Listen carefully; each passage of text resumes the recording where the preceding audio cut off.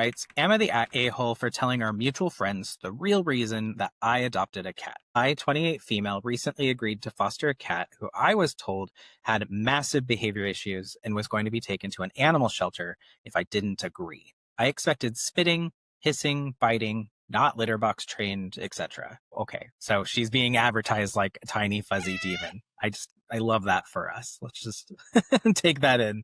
Cat arrived with nothing to her name. Cat is 5 years old, no box, bowls, toys, food, nothing but a flea collar that was clearly months old and too tight. All right.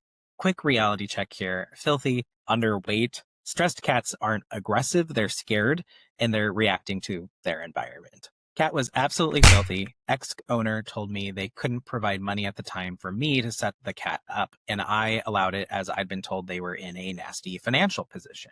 We agreed to keep a tab of vet bills, food bills to be paid as they are leaving. She happens to mention the case of White Claws she stopped to pick up on the way.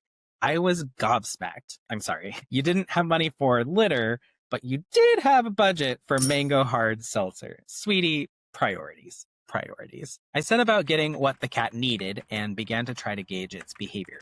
Turns out this animal is the sweetest, smartest, kindest being I've ever had the pleasure to know. And isn't that always the case, people? Seriously, this is what we see in boarding all the time. Once a cat feels safe, their whole personality shifts. Took Cat to vet, and Cat is incredibly ill and underweight due to, shocking, neglect. What? Got her medical shampoo for her skin, antibiotics for the massive infection she has, and then called her ex-owner and told her to send me her microchip details as I would be keeping the cat.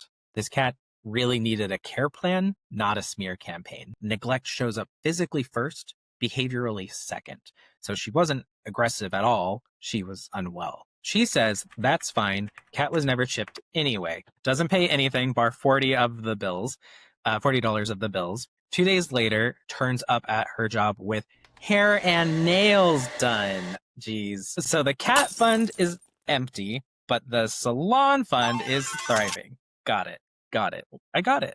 I sat on it for 6 weeks and stewed until I found out she had been speaking to someone about getting a kitten. Of course, because of course she's going to try to get a kitten. She sounds like it.